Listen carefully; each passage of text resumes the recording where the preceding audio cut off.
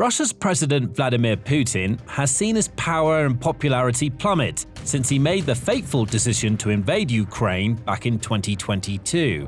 His country has been isolated, its economy has been ravaged, its army has failed to achieve almost any of its stated objectives, and he himself has never looked weaker. But Putin has always had one all-important lifeline to cling to: oil. The lifeblood of the global economy, oil has long been Russia's top export, bringing in enough money to prop up the country's floundering finances and keep the Kremlin's war machine chugging along. Unfortunately for Putin, that lifeline may now be severed. Ukraine has utterly annihilated Russia's oil sector, and there's no way back from here.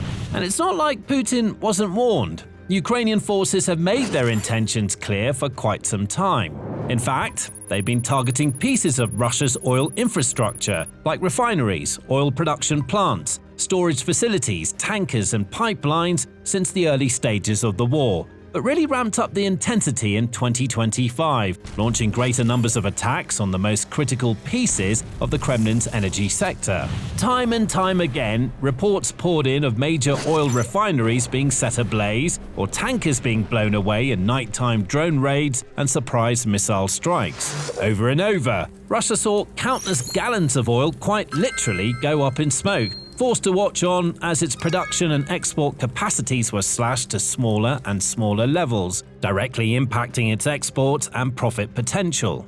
They did what they could to defend these sites, setting up air defenses and even calling up the country's reservists in a desperate attempt to guard critical infrastructure sites and prevent further disruption.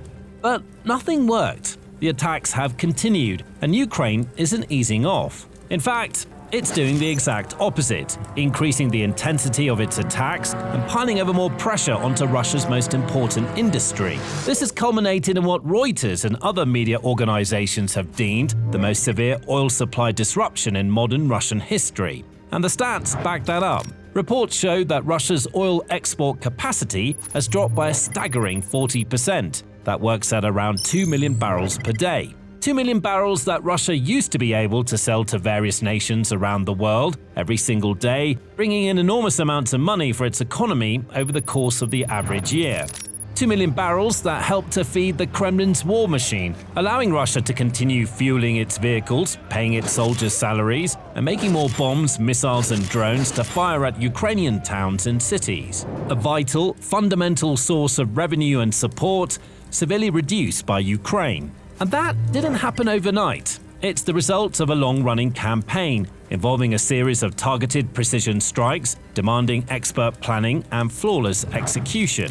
Those strikes took place throughout 2025 and have continued into 2026, with Ukraine regularly identifying new targets, putting plans in place to damage or destroy them, and executing those plans with ruthless efficiency. In March 2026 alone, for example, there were several major attacks on some of the most important oil sites in Russia. At the very start of the month, for example, Ukraine carried out a strike on the Novorossiysk oil terminal. Situated in the Krasnodar Krai region, looking out over the waters of the Black Sea, this port city is an extremely important location for oil exports. At the Sheshkaris oil facility, millions of barrels are received from other refineries and stored at this location before being loaded onto tankers. Many of those tankers form part of Russia's infamous Shadow Fleet, a clandestine network made up of hundreds of transport vessels that defy international sanctions by continuing to transport oil out of Russia to other nations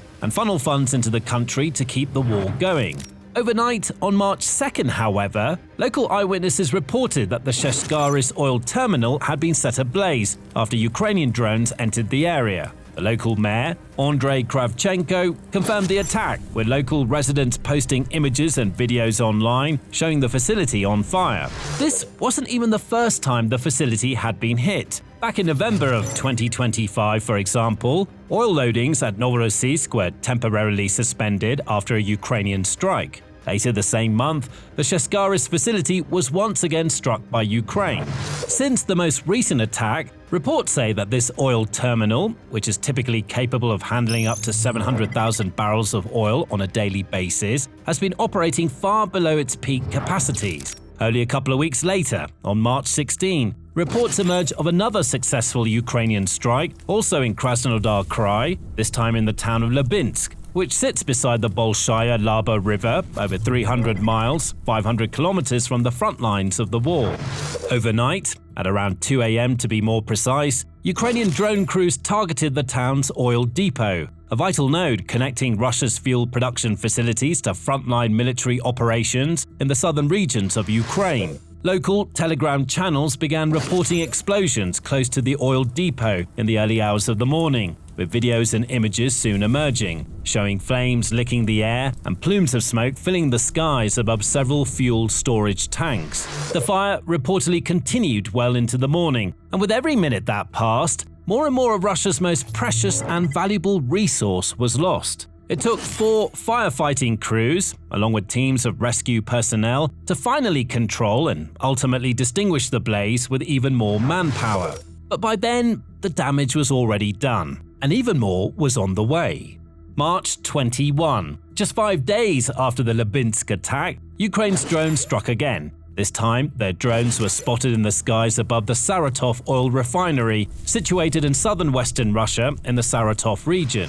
Owned and operated by the state-owned company Rosneft, this is one of the oldest oil refineries in Russia still in operation. It's exceptionally large, with an extraordinary oil processing volume of around 4.8 million tons. It's a key cog in the Russian oil machine, capable of producing more than 20 different varieties of fuel and chemical products, including gasoline, diesel, and fuel oil. It also produces vacuum gas oil and technical sulfur, 2 more important ingredients powering Russia's industrial complexes and military machines. Unsurprisingly, this place was identified early on as a priority target for Ukrainian forces. They've hit it over a dozen times since the war began. And the March 21 strike was one of the most effective, forcing the refinery to completely shut down operations. According to the Astra Telegram channel, which cited official sources from the Russian Ministry of Emergency Situations, a secondary oil processing unit and large vertical storage tank were damaged in the attack.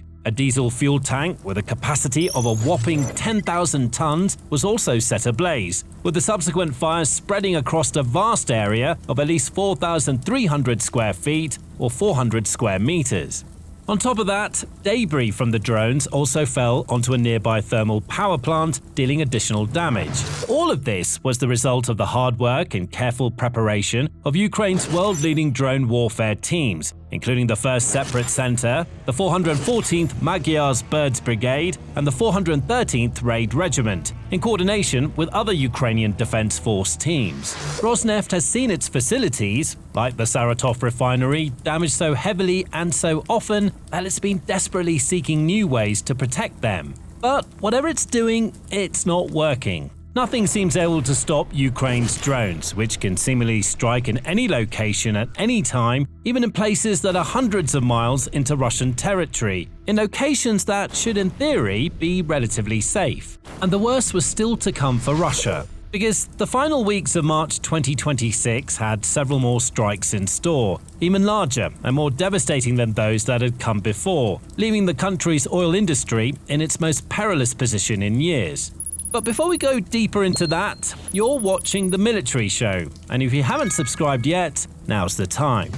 By the latter stages of March, Russia was reeling. Not only were its ground forces continuing to struggle to make any major advances, with one assault team after another being wiped out by Ukraine's defenders, but its oil infrastructure had taken several crippling hits, courtesy of Kyiv's drones. Then came the attack on the Primorsk oil terminal. Located in the Leningrad region, not too far from the border between Russia and Finland, Primorsk is the second biggest Russian Baltic port after St. Petersburg.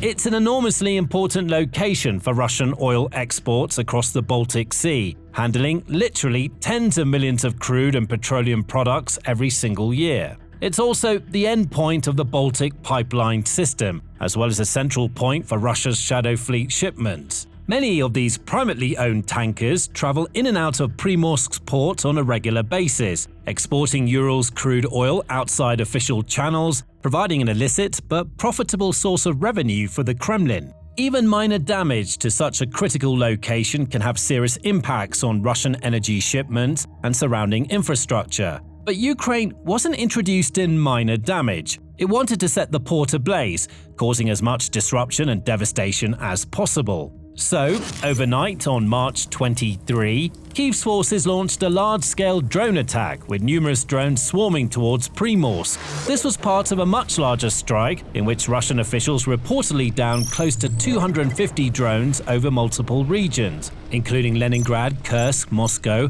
and Belgorod. Despite Russian air defenses in the area, some of Ukraine's drones successfully made contact with their targets, triggering a large fire at the extensive oil export hub. Personnel were quickly evacuated and operations halted as the fire spread, with damage reported to both the tank park and the oil handling infrastructure. The region's governor, Alexander Drozdenko, confirmed that a drone had struck a fuel storage tank, which is how the fire began. Fire crews were dispatched to the site, but struggled to contain the blaze, with social media images showing thick plumes of black smoke rising above the facility for several days following the attack. Satellite images also confirmed that at least 4 separate fuel tanks had caught fire, and though the facility was eventually able to start operating again, it did so at a massively reduced capacity. On March 25, the drones came again, setting another Russian oil port, Ust-Luga, on fire. Despite being situated around 620 miles, 1,000 kilometers away from the Ukrainian border, Kyiv's incredible drone teams were able to successfully send their unmanned aerial vehicles all the way to this Baltic Sea base in the northwestern part of Russia's Leningrad region. Governor Drozdenko was once again forced to be the bearer of bad news, telling the Russian public that firefighters had been called out to battle yet another blaze. Drozdenko also attempted to play down the impact of the attack, but social media reports and images posted online told a very different story, with residents counting at least 10 explosions in the area. Locals also spoke of a huge glowing fire lighting up the night sky, along with a tower of black smoke filling the air by the time dawn had broken. Again, this attack focused on one of the most productive pieces of Russia's oil industry. The Ust-Luga port is said to be able to handle around 700,000 barrels of oil every single day. It's also a hugely important production site, processing up to 45 billion cubic meters of natural gas each year and producing around 13 million tons of liquefied natural gas, LNG, as well as millions more tons of ethane and liquefied petroleum gas, LPG.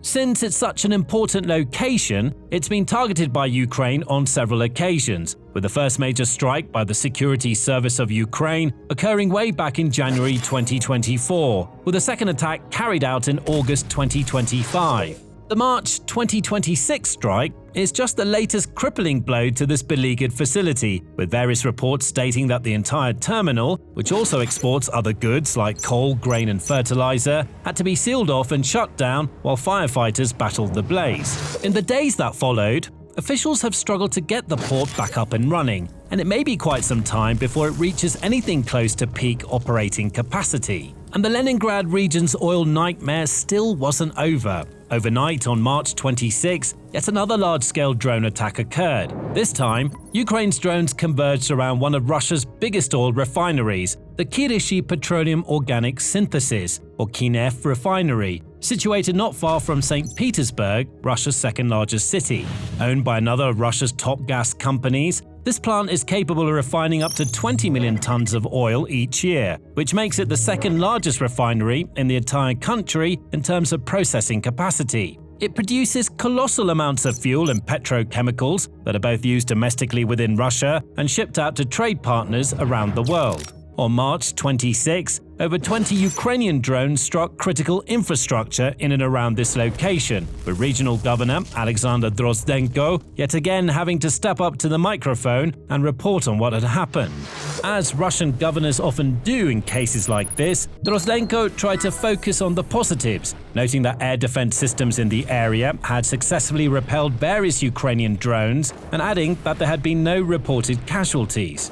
He did, however, concede that an unnamed industrial zone had sustained some damage. And while the Russian Defense Ministry boasted about shooting down around 125 Ukrainian fixed-wing drones the very same night, the country was also forced to shut down flight operations at several of its most important airports, including Sheremetyevo in Moscow and Pulkovo in St. Petersburg. Attacks like these are not going to stop. In fact, they're likely to only get more intense and devastating the longer the war goes on. Because in the early days, Ukraine had to focus much more on defending its territory and fending off Russian assaults. It didn't have the time or resources to dedicate to counterattacks, nor did it have the assets necessary for deep precision strikes on Russian territory like drones and missiles.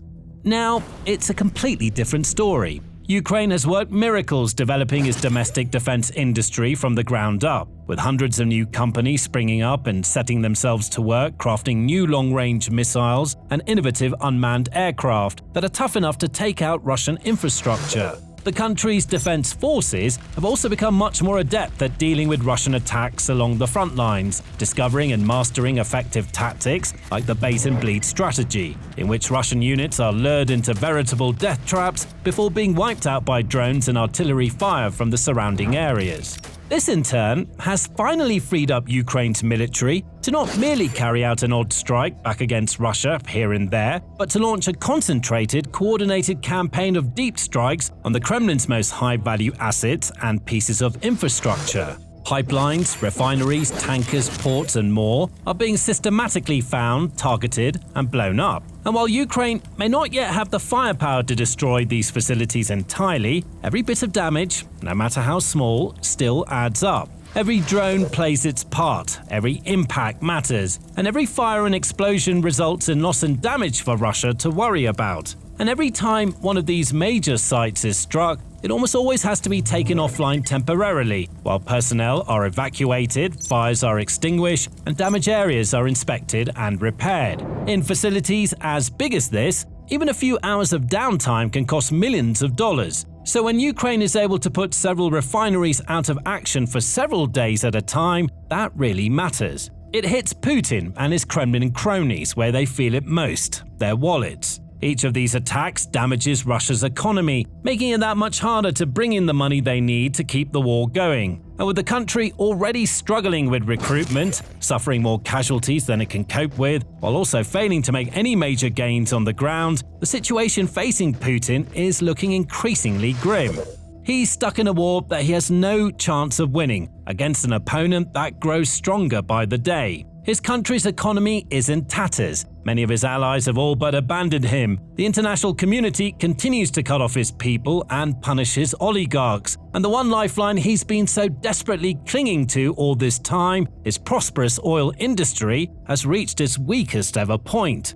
For Ukraine, meanwhile, the tactic of targeting oil infrastructure is most certainly paying off. Ukrainian President Vladimir Zelensky has repeatedly claimed that crushing Russia's oil industry is the fastest and most efficient way to bring this war to an end, and the data is proving him right. If Ukraine can keep up these kinds of attacks, or even take them up a notch with additional drones or even missile strikes, Putin will be left with no other option but to withdraw his troops or watch his entire country burn to the ground. Now, learn more about how bad the war has become for Russia in this video, which looks at how Ukraine turned the tables on its aggressor, dishing out one of the deadliest and most devastating days of the conflict so far. Or for something a little different, check out this video, which explores how Ukraine has started to deploy next-generation, science fiction-style humanoid robots as part of its frontline operations. And finally, don't forget to subscribe to The Military Show for more breaking news and insightful analysis of the latest military issues around the world.